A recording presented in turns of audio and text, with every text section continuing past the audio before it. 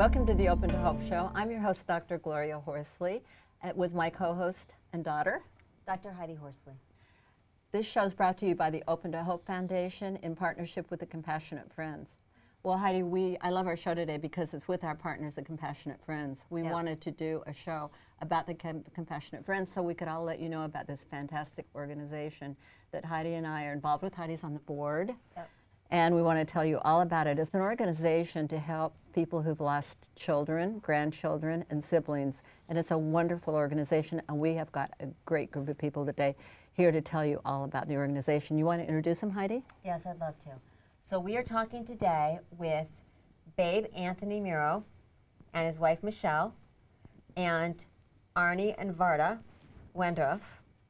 And let's see, what do I want to tell you about them? They are from Staten Island. And Michele and Varda run a Compassionate Friends Staten Island group together. They are some of my very favorite people. They have a very strong chapter. They're extremely involved. And they all do it in honor and in tribute of their daughters. So we want to start this show by having them tell us a little bit about their trip and their travels. But then we're going to show you a little roll-in of the candle lighting at the Compassionate Friends National Conference. We're going to tell you about that conference. We're going to tell you when it is. And we are also going to talk to you about the fact that if you like what we're talking about and you want to start a chapter in your neighborhood, maybe there's not one there, how you can do that. So let's get started now. And should we start out with you, Varda? Sure. Tell us a little bit about your experience and journey. Well, my daughter Lauren died June 29th, 1998. She was 24 years old, and she died in a car crash. And so when this happened to us, we didn't know what to do. We were at a loss, but I knew that there was no way that I could do it myself. Our whole world shattered, and we looked at each other, and we just didn't know what to do. So let's start out with the ladies for a minute, because tell us about your experience too, Michele, because I know you two have started a chapter of the Compassionate Friends, and then we'll get to these better half guys too. Michele, so tell us a little bit about yours. I lost my daughter Lori almost 17 years ago, just short of 17 years. She was 10 days short of her 19th birthday. She was also in a car accident. And I, unlike Varda, I didn't know where to go.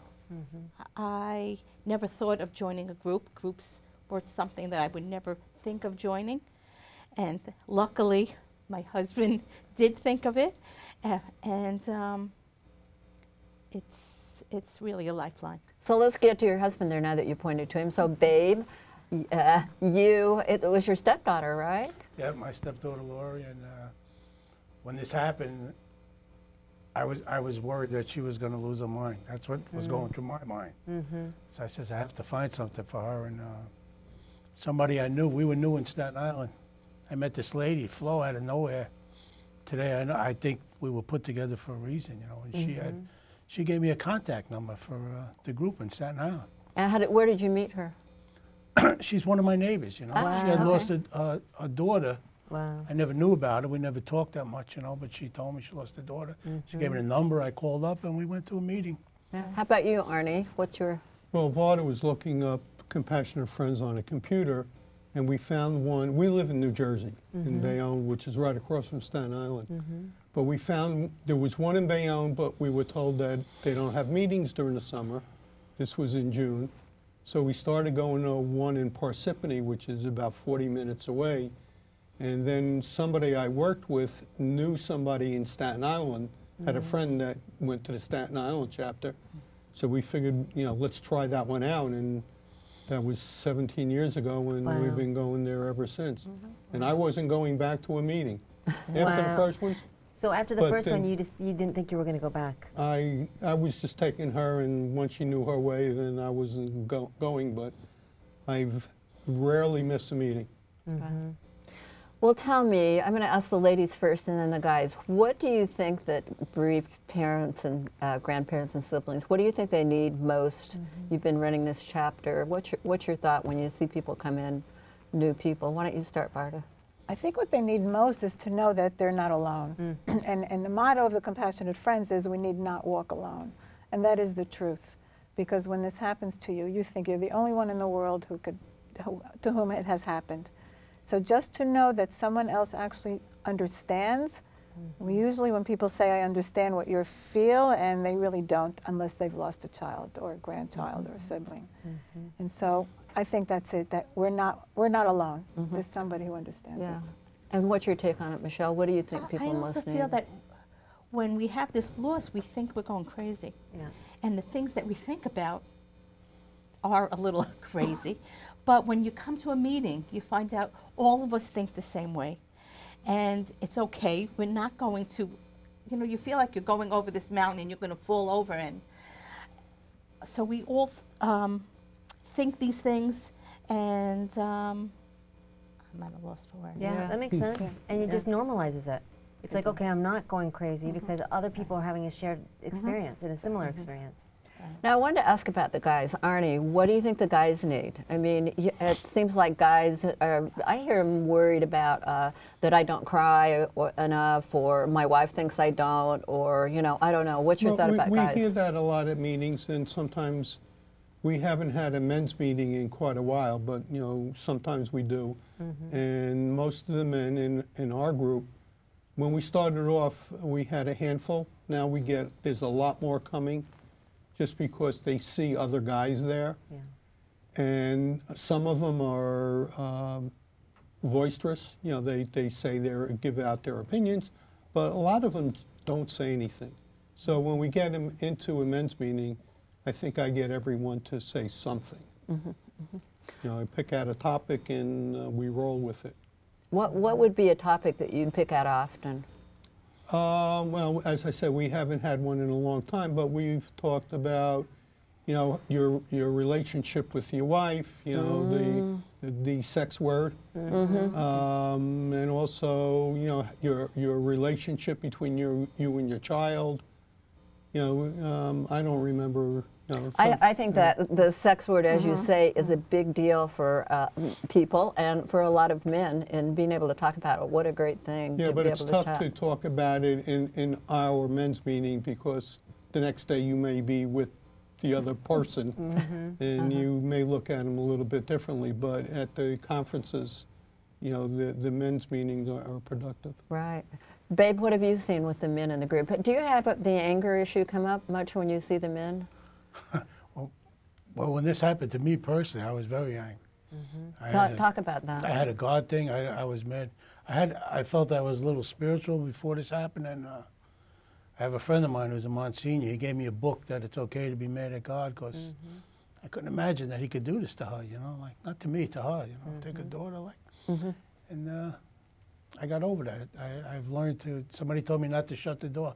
That same lady, Flo, who introduced me to the group, keep your foot in there, she told me, don't shut the door. And over the years, it's gotten better, you know. A lot of people come in there angry. Everybody's angry when they come in. Well, that's helpful to know. That anger is a normal part of a lot of people's grief experience. And the thing that impresses me about your Staten Island Compassionate Friends is, number one, the amount of people that go. You guys have created such a large, tight-knit group. And the other piece is the amount of men that are there. I mean, you have such a great balance. It's amazing. So I'm wondering, for people out there that want their husbands to go, how do you get them there? I know, Arnie, you said you went because you were taking Varda. Well, that was one of the topics, and most of the men went to support their wives. And unfortunately, you know, they came once, twice, and they didn't come back for various reasons. But a lot of them have stayed. You know, in the beginning, we had maybe 4 or 5 that would hang out all the time. But now I think we have 10, 15, you know, and we have, you know, 20 to 40 people come. Right. You know, I think it's interesting. One thing I really like about the Compassionate Friends is just something you said. Somebody could maybe only come a couple of times, but maybe they'll come to a candle lighting, which we're going to show in a minute. Maybe they only come once a year. I know somebody who comes every 10 years, you know, came after 10 years because they wanted to celebrate, you know, in memory of their child during the candle lighting, which is in the second week of December. second Sunday of December every year, but also the national conference. Some people only come to that. So, I mean, there's so many wonderful things to do, and we wanted to show a roll-in of the candle lighting at the national conference. I think it's really interesting to see people together. It's a little sad, I must say, but it's also, you meet a lot of friends and have a lot of new people coming to the Compassionate Friends National Conference. So why don't we take a look at that roll-in of the candle lighting, and then I want to talk a little bit about how you start a chapter and what if I don't have one, and what you guys see as the benefits and why you'd want to start a chapter. So let's see that roll-in now.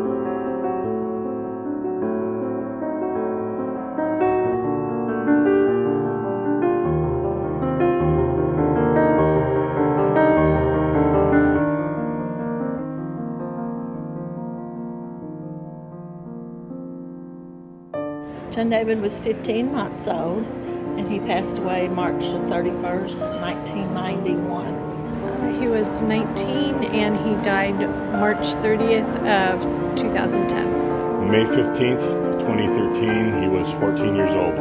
June 14th, 2008, she was 17 years old. She was 3 days old. She passed on January 5th, 2013. I'm alive today because of Compassionate Friends. It's given me hope. Because you don't want to make it, you don't think you can make it. They were there in one of my darkest times. They've kind of helped me climb out of that tunnel. It let me know that I was not crazy, that what I was going through was completely normal. It helped me by being around people who are experiencing the same sort of horrible loss. I'm able to say his name freely. People don't shy away when I say his name, talk about him. When I went to Compassionate Friends, I found that I had family, people who understood me, and that gave me a lot of hope. It's probably saved my life. My son's name is Rhett Porter Lundy. Keelan Emily Edens. Andrew Kent Palmer. My son's name is Kofi A. Mensah Jr.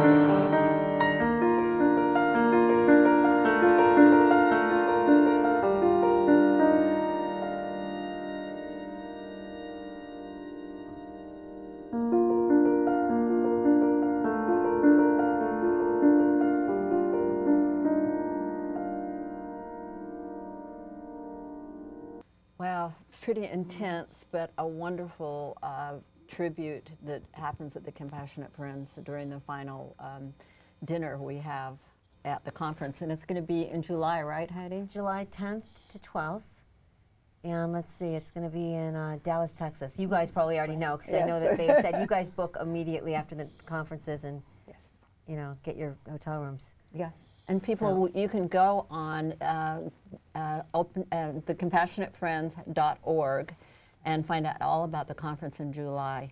But let's talk a little bit about the Compassionate Friends and why would people want to go to the conference. Babe, why do you go? You're always there and a great person there to greet. I love the workshops. I've met a lot of people over the years going there, and it's like friends that you see once a year, but it's like they're really close friends. It's weird, you know. Can't wait to see them when you get there, you know. It's just What's your favorite workshop? Mine. you do a workshop for stepfathers, right? Step-parents, different situations. I like the men's meeting. You know, I've even gone to Janice runs the writing workshop. Yeah, writing workshops. Yeah, from Janice Gentry. I forgot. Right. I've just got to say, you know, these. I know that rolling was kind of sad, but like Babe said, there's also a lot of hope that you get from going to these national conferences. And you know, sometimes people after a loss, we don't think that we're going to survive. And to see people that are further down the road, like everybody here, you need that lifeline early on. You really do. And when we walk, every year when I walk into the national conference, I walk into the hotel, the Staten Island chapter is sitting in the lobby greeting everybody. It is like a family reunion. It is amazing. A family reunion. And I think it can be really jarring for people that are newly bereaved, but then later you see them the next year and they're part, they're embracing everybody. Right. Yeah, absolutely. And you've seen these folks. Take a look at them, because if you come to the national conference, they'll be in the lobby, and you can tell them you saw them on Moving the show. The furniture. Right? Exactly. So tell us, what if I love what we're hearing, but I find out I don't have a chapter in my neighborhood or in my vicinity. Can I start one? You guys went into one that was already started, and you're working on it now, but can I start one in my neighborhood? Sure. How would I go about doing it? Well, I think the first thing would be is to contact the national, Yeah. and they'll walk you step by step. That's great. Yeah. Anyone can do it, I think, anywhere. As long as you have a willing person. I think you have to be 18 months bereaved or 18 like months bereaved, right. Great. And 18 months, but does it cost money? No, it doesn't cost anything. It's a nonprofit organization, actually, so you don't need to, you need to get a place. So usually churches would give you a place for free. Our hospital in Staten Island does give us the place for free. Going into the Rotary Club, I think, in Redwood City. Yeah, right. Lots of... and they also give you training. Yeah, absolutely. Yeah, talk about the training. Which is really great. Well, you guys can probably address that better than I can. The chapter leader training that's given. Right, right. So, well, so they actually take you step by step, and they teach you how to do it, how to deal with a group. It's not easy to deal with a group, especially of bereaved parents. But we have certain rules and things that we do, and so. Why do you guys think? Because I've been to your chapter, and it's just such a family feeling. Why do you think you're so successful in what you're doing? Like, what do you think? I know. Is the key? I know what it is. I think it's that we kind of pick out the talent of each person. So, for example, Michele is great at calling people. And that is crucial when you call people and make that personal connection. It's really one of the reasons we're so successful. So calling people to reach out? To reach out. Tell them you're there? Absolutely. So. Well, after the first time they come, if you don't call them again, they're lost. Right. Or if we haven't seen somebody a long time, I'll just go through the list. Oh, wow, we haven't seen, like he just mentioned Brian. Right. We haven't seen him in a long time, so I can't wait to go home and call him. Are you okay? I like that you touch base, because I've also heard people say, look, you need to really go to a Compassionate Friends meeting 3 times. Because the first time you might go and feel overwhelmed and say, I'm not going back. Exactly. But you need to give it 3 times before you make that decision. And we encourage them to do that. And how about the guys? What do you think guys are You know what helped our group, I think, a lot, too? We don't talk about it much, is when they took over the group, we got in touch with all the funeral parlors.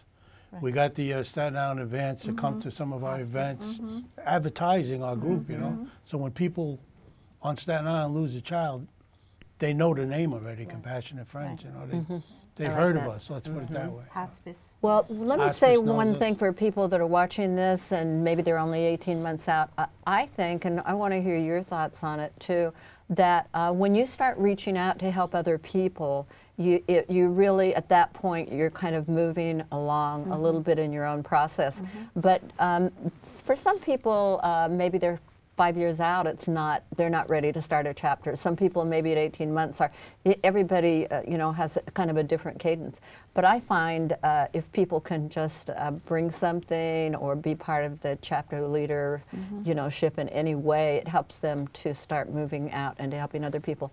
The other thing I find that's amazing about it from my point of view, because I go to my chapter and I'm like 30 years out there, people are like, why are you there? And I'm like, I'm there because I have a great life. And I've been where you are. I've been where I didn't want to live anymore. And, but that's what you see there. You see people that are a little further down the road than you are, or you go and see people who are in early grief and you're like, wow, I remember that. Right. Right. You're more there as a lifeline at this point, and to give service. Right. I'm sorry, Michele. Hope. Hope. But when you see, like you said, when you see someone who's been there for a while, and the person has gone on, and they're not, under the bed or under the mattress or under the cover or whatever, you do have opportunity, because if you can do it, I can do it. And so it gives you something to shoot for. Exactly. It takes time and energy. People that have been going for years and years and years are not stuck in their grief. They're being of service and giving back. Right. I think that's true. So where do you find in Compassionate Friends, Babe, that you get the most satisfaction?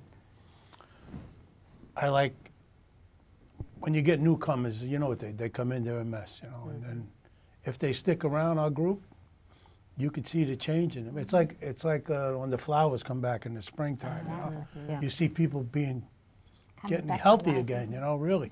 Yeah. And that's really fulfilling to me. How about you, Arnie? Where do you find it? Well, when we joined the group, there were 2 leaders, and then after 2.5 years, these guys took over, and they really run a great meeting. And I think because of that, it makes people more comfortable. Everybody feels comfortable at the meeting. They could say whatever they want to say. There's only certain people that they had to cut off once in a while because they went too far in some explanations, or they said something that started making other people feel uneasy. But they run a great meeting, and it makes everybody feel so comfortable and want to come back to the meeting. And people know, you know, even if they don't come, I keep saying to them, okay, so you may not come, but you know we're there. So just knowing that someone is there ready to listen to you at any time, I think makes people feel. And also we have people that are there, you know, a couple months and then up to 20 years, you know, some of the people come back. We were at a meeting in Bayonne where everybody there was only 5 people, and we were all in the same, you know, 3-year, 4-year time frame, and we says, I can't do this, because we're talking to ourselves, and it got so boring. But once we got to Staten Island, the group, as I said, we get 20, we get 30, sometimes we get 50 people at a meeting. So you don't have to speak every time. You could be quiet when you want to be quiet, you could talk when you want to talk. And then it spreads it out, and as you said, there's people there 20 years that are giving back. And the thing that's interesting about grief, and you guys all know this, is that we can be going along really, really well, and then there can be some major anniversary date, and it can just knock us down. So sometimes we might need a meeting. We might not have gone for a while, but then all of a sudden we're like, whoa, where did this come from? I'm so overwhelmed by not having my brother at my wedding, you know, that I need to go to a meeting. So, and like you said, the door is always open. These meetings are open. People can come or not, whenever they need us. Exactly. And how would somebody find your chapter? Well, we have a website. Okay. So Does that tell them what the website is? Yeah. Yeah, Babe manages it, doesn't he? Kinda. I love it. You're webmaster. So Staten Island, SITCF.com. Right. Okay. Staten Island And group. they can go on the Compassionate Friends national The website. national has a link to us, has a link to every neighborhood in the United States, really. No, I think, how many chapters are there now, Heidi? You're on the board. 660, is it? Yeah, Something it's like about that. 660. Yeah, something like Yeah. Well, in Staten Island, most of the funeral homes have our number. Hospice, the hospitals, psychiatrists have our number. Yeah, therapists call us. Therapists call us all the time, yeah, so. Yeah. So I wanted to ask everybody before the show ends, what piece of advice would you have for a bereaved person? You can look in the camera and tell them what it would be. Give them a quick piece. Babe, you want to start? Oh. That camera right there. I would recommend you try to find the Compassionate Friends meeting in your neighborhood or wherever you could go. If, you know, it helped us so much. And it's, for me, I like to call Compassionate Friends a bridge back to some kind of sanity, you know. It's never going to be the same, but it'll help you get on your feet again and live with this. He said it all. You have to go to a Compassionate Friends meeting and keep going. Because at the beginning you don't even realize that you're not even really awake. You just just automatic, you're on automatic. And you have to keep going, and it'll be your lifeline. You get to know or to meet new people in your situation, and you feel more comfortable with them than the people that you know that haven't lost children. Well, I would say the same as everyone else. Just keep on coming. And if you can't come, call. Get a phone number, go on the website, and just call and talk to someone. Keep talking, because you can't hold this in. You have to talk about it, and that really is very helpful. Wow. It's free therapy. I love it. Therapy. And I just want to give a plug to the Sibling Program, Mm-hmm. which I know that Keith is very involved with, Michele and Babe's son. For those of you that have kids out there, please bring them. We have a wonderful sibling program for them, and if you've lost hope, please lean on ours and everybody here. I can't say enough that the conference is very healing, and you'll come away feeling a little bit of hope. And give them the time again. It is July 10th through 12th in Dallas, Texas. Can I say one more thing about the conference? For me, it's my vacation with Lauren, because it's one time of a year that I can devote the entire time to Lauren and me, the two of us. Yeah, I love that. That's the way I look at it. That's wonderful. Well, I believe that we grieve in community, and I want to say you guys are fabulous. There should be a big warning sign that says, hazard, grieving alone is dangerous to your health. Absolutely. And thank you so much for being on the show today, and thanks everybody for watching this show. And Heidi and I always want to say, if you've lost hope, lean on ours until you find your own, and God bless.